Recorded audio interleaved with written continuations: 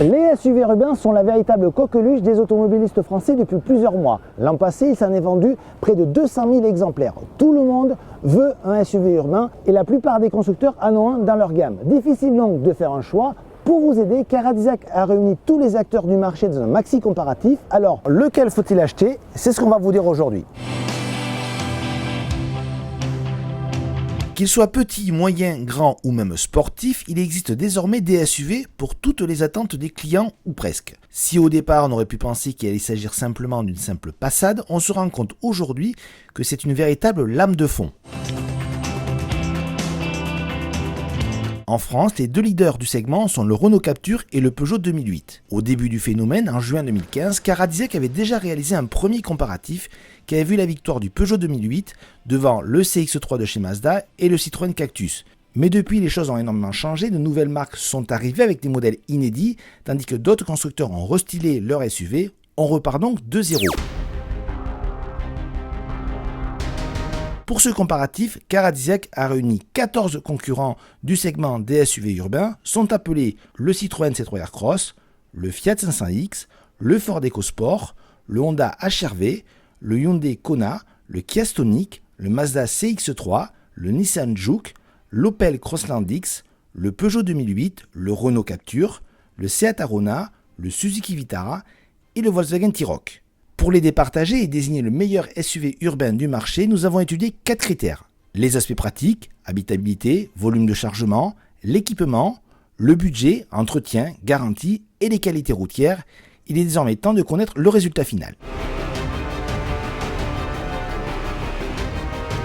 Premier critère, les aspects pratiques. Ces crossovers urbains sont des véhicules du quotidien qui représentent pour beaucoup la première voiture du foyer. La taille du coffre ou l'espace dédié aux passagers est donc essentiel. En termes d'aspect pratique, c'est une victoire logique du Honda HR-V. Logique tout simplement. Pourquoi? Puisque le Honda est le plus grand de ce comparatif et cela a forcément des répercussions en termes d'habitabilité intérieure mais également de volume de chargement. Son coffre est le plus grand, il oscille entre 445 et 1470 litres. C'est tout l'inverse du Nissan Juke. Le Juke vieillissant n'a jamais été réputé pour ses qualités pratiques et cela est confirmé aujourd'hui lors de ce comparatif où il termine bon dernier de ce classement. A noter enfin qu'il faudra faire un choix entre présentation originale et qualité des plastiques. Malgré les 14 modèles présentés aujourd'hui, aucun n'arrive à combiner les deux.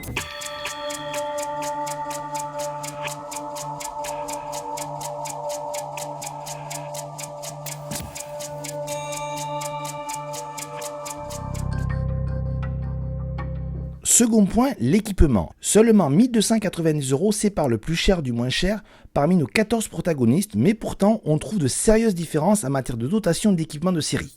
Lequel remporte cette confrontation?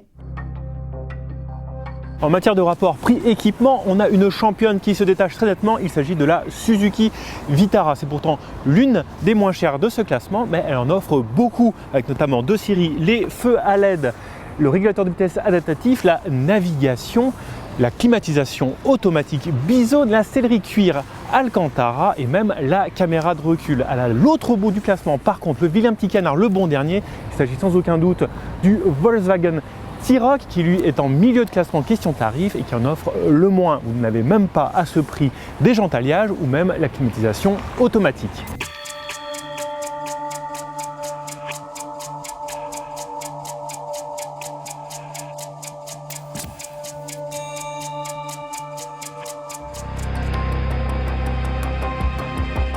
Autre point essentiel, le budget. Lequel de ces modèles coûtera le moins à son propriétaire? Car au-delà du prix et de la consommation, il existe d'autres paramètres comme la durée de garantie, la tenue de la cote dans le temps qui peuvent rendre un véhicule cher intéressant au final et inversement.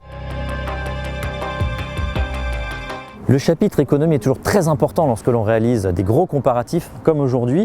Alors, le véhicule qui s'en sort le mieux à ce chapitre, c'est la Suzuki Vitara. Parmi ses points forts, on va citer la durée de garantie qui est plutôt supérieure à celle de ses congénères avec 3 ans contre 2. Également, c'est la voiture tout simplement la moins chère aujourd'hui de toutes celles qui sont comparées. Et la marque Suzuki est réputée en termes de fiabilité. C'est aussi un point fort pour cette Suzuki Vitara qui donc est première au chapitre économie. À l'autre bout de l'échelle, on trouve la Fiat 500X. Alors elle, c'est tout le contraire.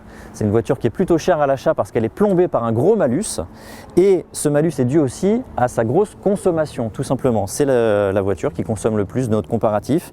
Et en plus, la marque Fiat n'est pas réputée en termes de cote et elle décote assez rapidement. Et donc cette Fiat 500X pâtit de cet état de fait. Donc c'est la lanterne rouge de notre comparatif.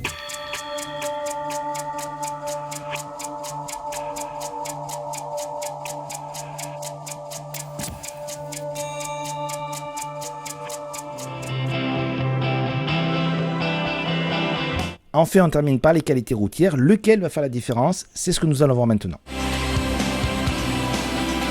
La première chose à savoir, c'est que beaucoup des concurrents de ce comparatif sont des jumeaux techniques. Certains partagent les mêmes motorisations, d'autres les mêmes boîtes de vitesse, parfois même les mêmes réglages châssis. C'est pourquoi il a été assez difficile d'en faire sortir un du lot. Et pourtant, le nouveau C3 Aircross s'en sort vraiment très bien. C'est l'un des plus homogènes, c'est-à-dire qu'il allie le confort, la sécurité et le dynamisme. En queue de peloton, on retrouve le Ford EcoSport. Pourquoi? Tout simplement parce que c'est une enclume, c'est le plus lourd. Il offre du coup des performances en retrait et aussi le niveau de confort le plus passable de ce comparatif.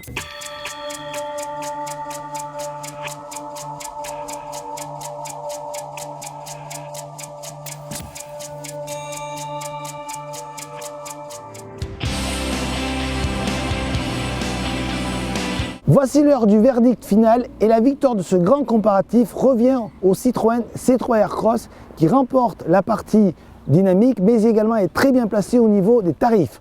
À la seconde place, on retrouve à égalité le Seat Arona et le Suzuki Vitara. Autant le dire tout de suite, la seconde place du japonais peut surprendre, mais il a remporté la catégorie prix mais également équipement. À noter que le Seat lui se débrouille bien sur la route et mais également en termes d'aspect pratique.